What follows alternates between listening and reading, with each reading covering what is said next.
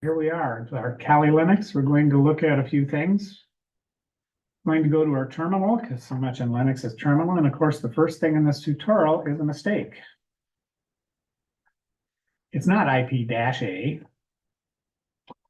Oh, yeah. I keep typing in a dash because quite often, as you notice here, dash indicates an argument. Well, in this case, all by itself, IP doesn't work. You do IP-A, which then shows you your local addresses. So that's why I keep putting a dash in it, because the dash is a common argument. Argument meaning A modifies how the IP command works. And really the only one I've ever done is IP-A. There's a bunch of other ones that you can use, and I'm thinking A is like an alias for address, I bet. Let's try that. Yeah, it is. It's like an alias for address. So when you type in A, it's saying, oh, we actually want address in there. So that's called an alias or a shortcut. Same thing. When you have shortcuts in your desktop to a program, that can also be called an alias. Like one of my aliases is Guillermo, because that's my name, William, in Spanish. And one of Mike's aliases is Mike. And let's see if I can take a chance. Mihail. Yes, Mihail. correct. Mihail. Okay, it's not too bad. I know the minute you say it, if you say it, I'll be like, oh my gosh, I'll never get this. Okay. So this is an important one as we're dealing with networks in Linux. And Windows, we use ipconfig/all. Well, to find all the network information from the command line, we either need other utilities. If we use the built-in ones, we have to kind of do them a part at a time. So the first one is called the loopback. 127.0.0.1 is the local host or the loopback connection. Its only purpose is my network working? I'm sorry, is the network stack inside of my computer working? So if you ping localhost, you should get a reply because you're pinging yourself. If you don't get a response, there's something broken in your operating system of the part that does TCP/IP communication. So that's the only purpose of this guy. This guy is in even, how I say computer things are almost always numbers starting at 0. Well, of course, here they do 1, 2. Anyway, ETH0 and some distributions of Linux is always going to mean the first Ethernet adapter, and it does start at 0. Even if your laptop is running on wireless, this is still going to be ETH0, which leads to the question, why, if you have wireless on your laptop, would this still say ETH0? I know Mike knows the answer. I got WLAN0 for my wireless. If you're connected, in your case, your Linux is on your physical machine. Oh, yeah. So it is connected to the wireless. Where course. VirtualBox. In the VirtualBox, I have DTH because it's a virtual Ethernet adapter provided by VirtualBox. And that is connected to your wireless adapter. Yeah. Yep, that's why. So this is virtual. It doesn't really exist. It's tapping into whatever network adapter you have to get network access. And one of the things that we want to do is, by default, our virtual machines set up what's called a NAT network, which means in this case, it's like a local NAT network. It gets an IP address. Your machine can get to the internet, but you can't really do much of anything else other than surf the web. We're going to be working with the network on a more extensive basis.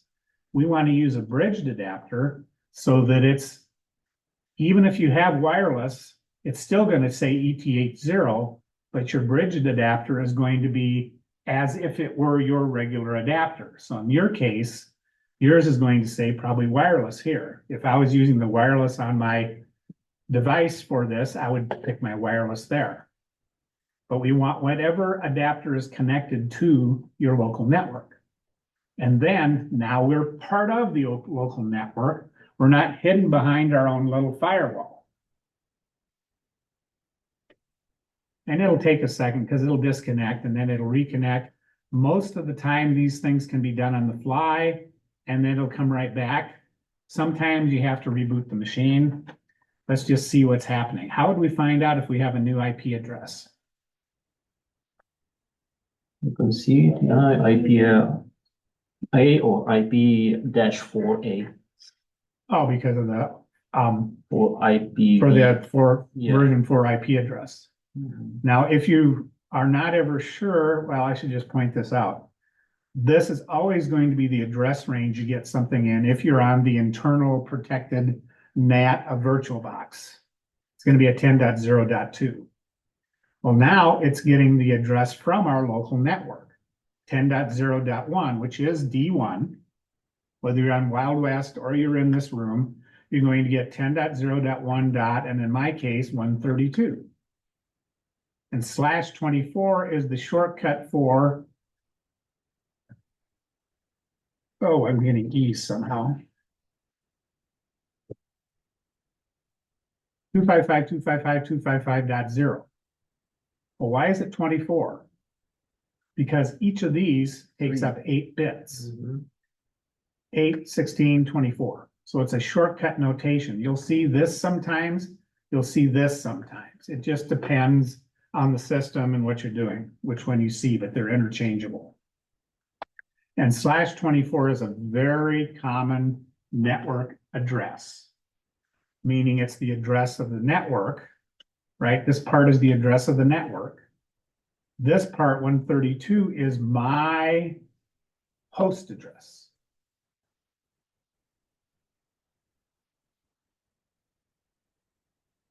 In anything, before you can protect it, you have to understand it. Understanding networking is very important. So there should be a built-in program, and if there isn't, we'll install it, because my tutorials are based on the last time I went through tutorials and that version of Kali Linux. So things will come and go. So sudo means what, Phil? What's happening when I do sudo? What am I doing? Giving information to do some comment that only the administrator will have access to. And what's the administrator called in Linux? Excelente. So we're going to run Netdiscover, which is just a little tiny command line program. And if you're not sure how something works, you can do /help sometimes, and it'll come up with. We have to do our root password. There it is. There's all our stuff we can do.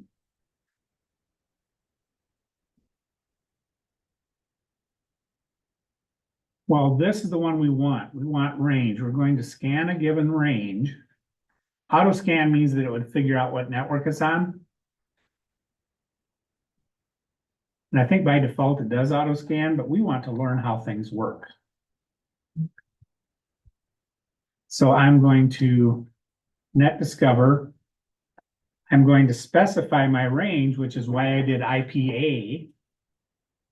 And I'm going to do 10.0.1. What is the address of the network? Because I Zero. Exactly. 0 designates the network. And I can do this 2 different ways. I'm going to do it the shortcut way because /624 is a lot less typing. You could also do it the other way probably, but I like less typing. And, oh, it still works. Sometimes you try something, it works one time, and then the next time you get a new version of Kali, it doesn't work. There it is. That was a pretty quick scan, wasn't it? Yeah.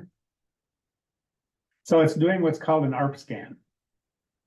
It's sending out an ARP request, and then it's getting information based on the ARP protocol. So you know what I'm going to ask next, don't you?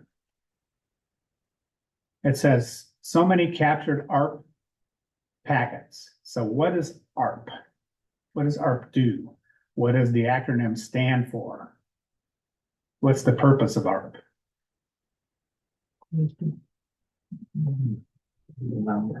Has to do with how things communicate on the network. So my network card, I think it shows up in IPA. My network card has a, there it is. This is my MAC address. So how network traffic works, which again is another thing we need to know about. So I'm going to go to my favorite thing. Oh, no, I can't remember the name of it.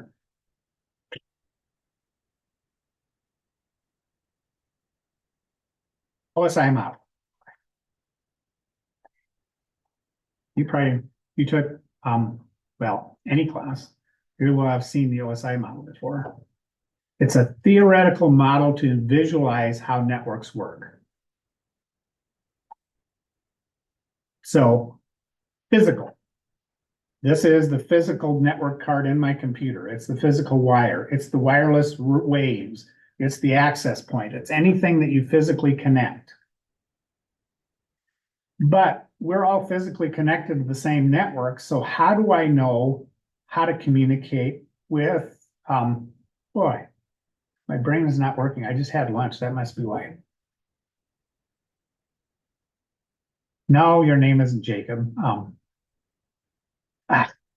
You're gonna have to help me out. Caleb. Sorry, Caleb. I know who you are.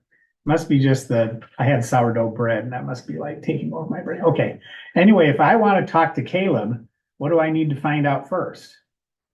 Well, I just found out his name. Not on purpose. I did that. I did that because I did literally forget his name. Then I thought, oh, that's a good way to do it. So what I did is, oh, I forgot your name. And he said, my name is Caleb. So that's the name of his physical connection to the world, which is like a physical connection to the network. Caleb's name can change, but we'll just say for the purposes of our analogy that he's always going to be Caleb, which is pretty likely, right?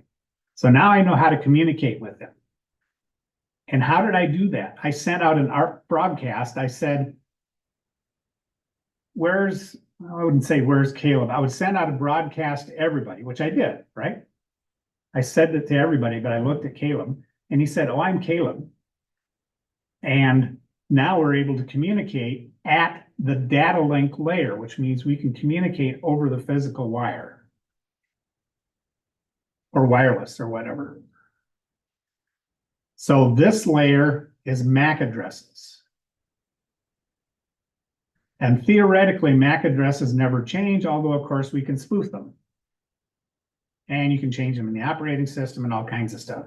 But for this representation, our MAC addresses never change. So ARP stands for Address Resolution Protocol.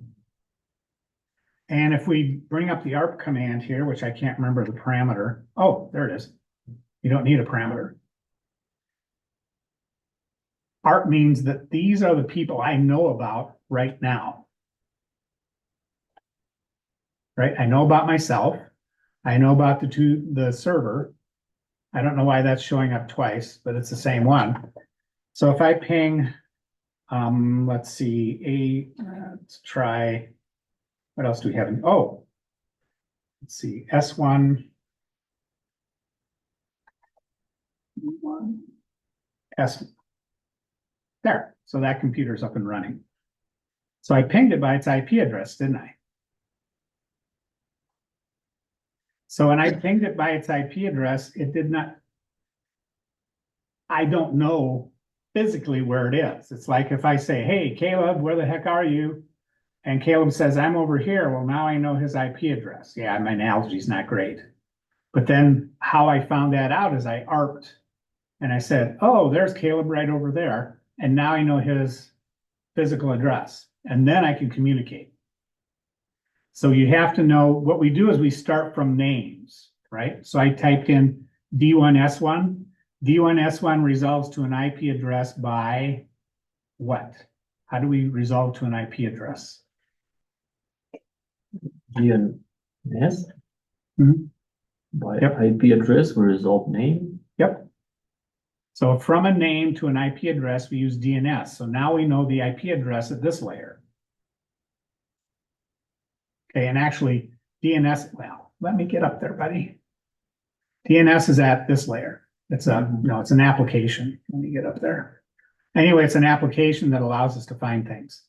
So now I know his IP address. Well, that's not helpful because I can't actually communicate. I don't know which wire to send my traffic on.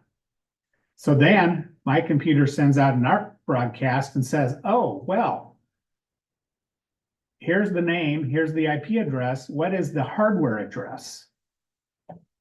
And I shout that to everybody, which is a broadcast. And Caleb says back, here is my hardware address. Let's communicate. Now we can communicate because our cards know each other. I can send my packet from me directly to Caleb. And so how we're mapping the network with this is we're sending ARP broadcasts to everybody saying, who the heck is here? And we're getting responses from everybody on the network that's turned on, you know. And that's how we're scanning it so quickly. And we know everybody's IP address, we know everybody's MAC address. They could have set this up so it also resolved host addresses. It's also finding out, well, how does it know the type of devices that are out there?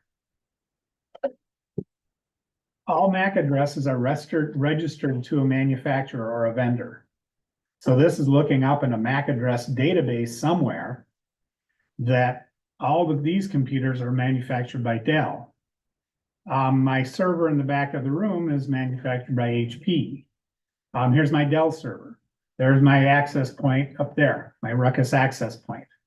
So it identifies all these by looking up in a MAC address database.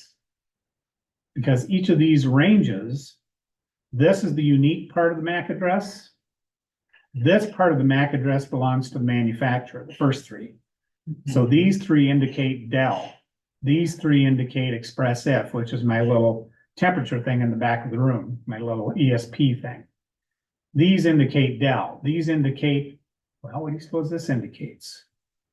54. Oh, this indicates a virtual machine usually, because that's what it looks like from the outside world, I think. Although I don't know why we're not seeing everybody else's. Huh. Anyway, there's my switch. Well, virtual machines don't always play by the rules.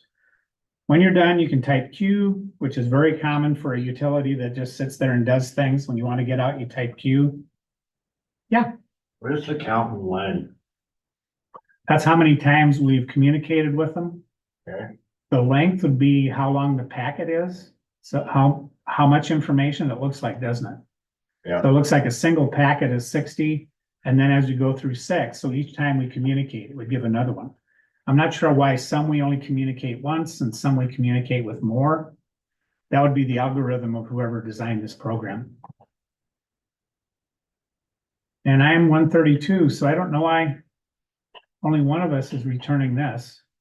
I'm pretty sure that's what the virtual adapter looks like out on the internet. I mean, out on the network. I see it too in the same IP address. PCS System Technic GmbH. Yeah. I don't know.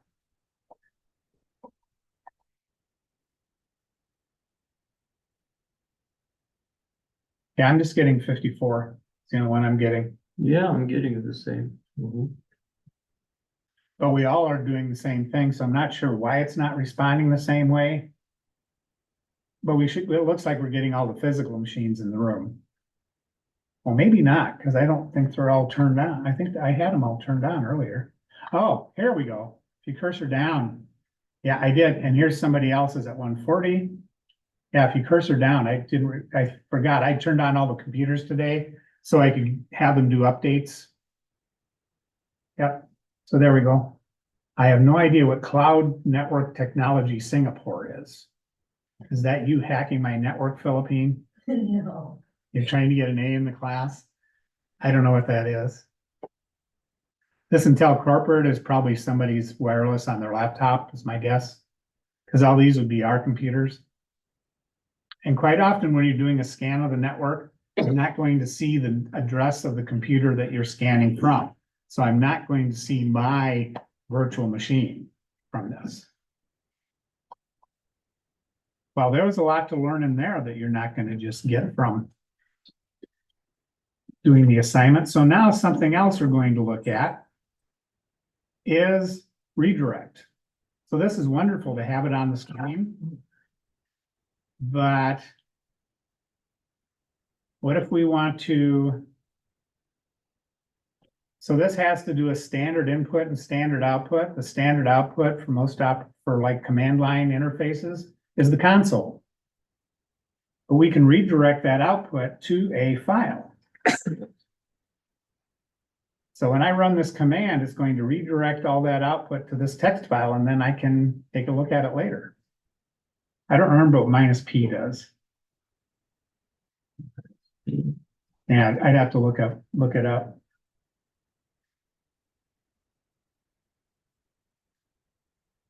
It says print results in a format Ah. suitable for parsing by another program Yeah, and stop after active scan. that makes sense. So after the scan is finished doing its active part, Yeah, it'll then print it to the console, which in this case, with our greater than sign, we're redirecting it saying, go to this file. mm, And so since we've said, do it in a format that looks pretty, and we're redirecting it, it doesn't show up on our screen, does it?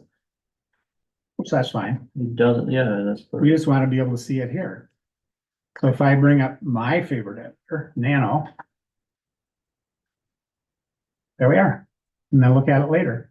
So we have a baseline for all the computers that we scanned this time. And then we can scan again tomorrow and see if that baseline changes. And then we can scan again the next day and see if the baseline changes. That's one of the ways that you help protect your network, is doing scans at various times and see what changes. Because if somebody's trying to muck with your network, they're not going to put up a sign that says, hello, I'm mucking with your network. You have to keep track of things and see what's changed.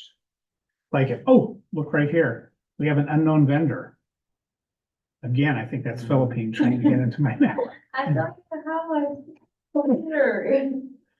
I wonder what this one is. Oh, Cloud Network Technology Singapore. It that's could just weird. be I a don't- wireless. I don't see that guy as well. I don't see. So maybe that's your wireless adapter? I don't 120? don't see it. I don't see it in my list. So maybe Wow. that's your wireless card, Maybe. possibly. I cannot see myself. Typically, when you're scanning, you can't see your computer. Oh, what is the MAC address there? Cloud AC C-50-DE, 50DE? E. It may not.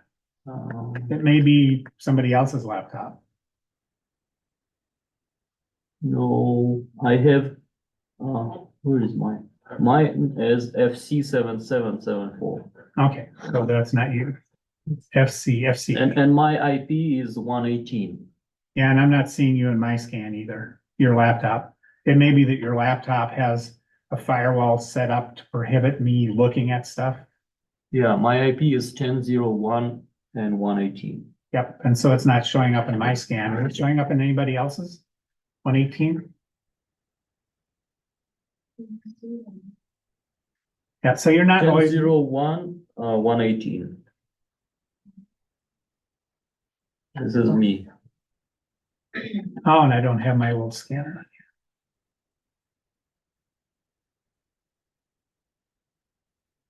So advanced IP scanner is an open, like not open source, but it's a freeware little scanner that's not a bad thing. It works just fine. Of course, trying advertising things. That's a very lightweight scanner. Takes very little time to scan your network. I use it a lot. So we'll see what we see from here. I mean, it looks suspicious, but until they put something suspicious in it and I tell people to use it and then you're being hacked. Nothing is suspicious. Nothing is safe until it isn't. All right. So this is what we found from Netdiscover. And where did my program go? Try it again. There it is. So notice this guy picked up the two network ranges that my machine is talking to. Does this look like my local network right there? 10.0.1.1 through 254? Does that look like the local network in this room? Yes. It's another way of saying I want to scan all these IP addresses. Does anybody know what this one is? 192.168.56? We don't want it, I think. Yeah, if you don't know what it is by now, I've like put this in every assignment. This is the not loop back, but it's like the address that VirtualBox uses internally to connect with your network card. So really, that's all it is. We never use it for scanning or anything. We will never use that address for anything ever. Except for saying that's an address we're never going to use. And so this will scan, it'll come up with the IP address, you know, and all this stuff. Oh, see, now I'm finding Cali Phil. Because it also has in it, its scanning algorithm, it's also resolving IP addresses too. And so you can see it does it fairly quickly. So it's a quick little scanner.